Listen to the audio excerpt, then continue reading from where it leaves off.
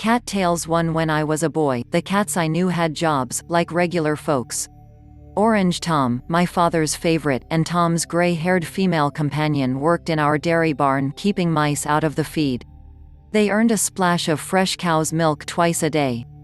It was a beneficial association, legitimate contract labor, and one entirely appropriate to a cat's inherent dignity. Things change. I have a cat now. No barn. Only a cat. My cat, Silky the Siamese, has no idea that mice and feed don't mix. Silky doesn't work for a living, a thing I thought common in the feline world.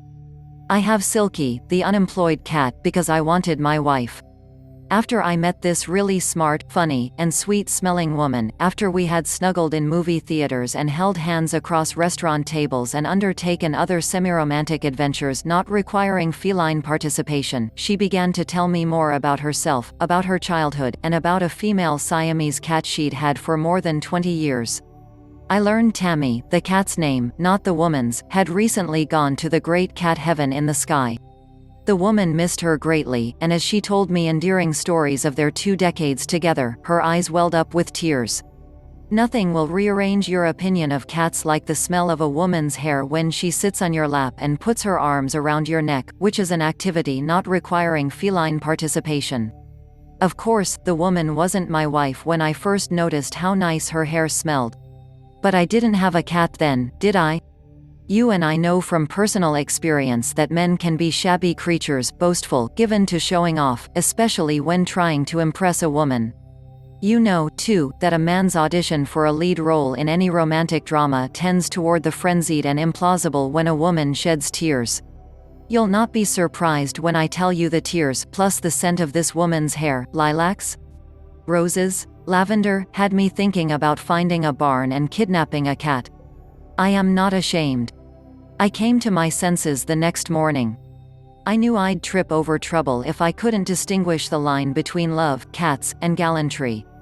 Instead of committing a feline felony, I began to search eagerly through the want ad sections of every newspaper I could find. Finally, I stumbled onto the one thing that gave me hope that I might be able to waft in the fragrance of that soft brunette hair on a permanent basis: Siamese kittens. No papers. Excellent pet quality. 2 females. 1 male. The phone number ending the advertisement belonged to a community a mere 70 miles away.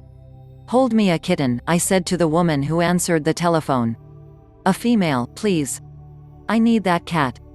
Few women can resist a man begging. She promised to keep a kitten until the upcoming weekend. It was simple to make up an excuse for a Saturday drive with the woman whose hair smelled nice.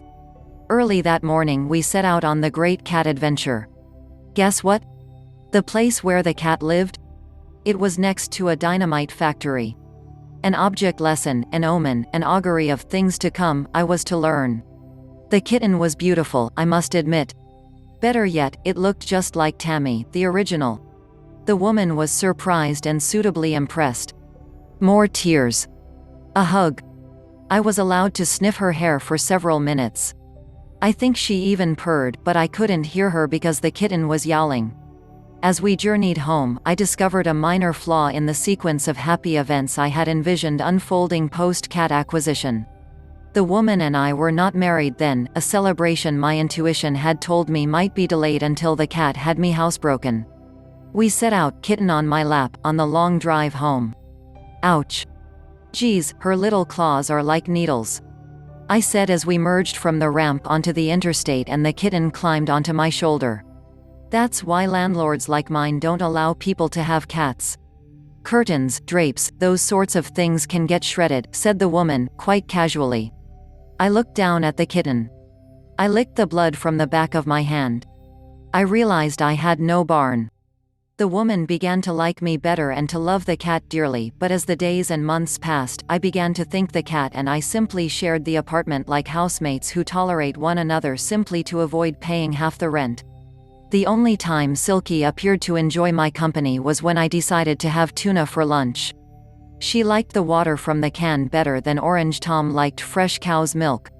The gentle swish when the can opener punctured the top may as well have been a fire alarm. Silky the cat appeared quicker than a volunteer fireman at a 911 call. Otherwise, during those early years, I had to be asleep to be within touching distance of the creature. It appeared I had lived my entire life without understanding my feet make a perfect cat bed. If my feet were busy, Silky would agree to sleep on my chest, at least until my incipient asphyxiation. Blood oxygen levels are irrelevant to a Siamese's idea of a good night's rest. This tale stumbled one step further toward its happily ever after ending when the woman whose hair smelled nice became my wife. We bought a house, and the three of us moved in together. Silky adored the woman. The woman adored Silky. I, having had the good sense to marry the woman, sometimes found myself acceptable cat furniture. I accepted those random moments in Silky's company, stroking her fur and speculating on what was transpiring behind her bewitching blue eyes. I knew her presence meant I had been assigned a place in the Siamese universe. So opens the chapter in Silky's biography where we introduce a new character, Beamer. I've always liked dogs. I had become the owner of a house. Houses have yards. No yard is complete without a dog. I bought a dog. Simple male logic. It began when the woman whose hair smelled nice decided she disliked her Volkswagen and wanted a new car. A BMW is nice, she offered. So are dogs, I agreed. A successful marriage involves compromise. We bought the dog instead of the car. I named the dog Beamer, even though he was neither German nor a shepherd. One minor problem. Silky the cat hated Beamer the dog. Despised, detested, abhorred him, found him obnoxious to the third power. How do I know that? Because Silky soiled the carpet. In front of me. While looking disparagingly at the dog. I shrugged my shoulders and tried to appear innocent. The soiling continued, leading me to a fundamental discovery relating to cats and discipline. Yelling doesn't work. Neither does a clean litter box. Neither does escorting them to the door and politely suggesting alternate sites. Buying a tile floor does help, though. I only wish Beamer had told us he didn't like our company and had moved out before I bought the tile floor. C'est la vie. At least avec des chats.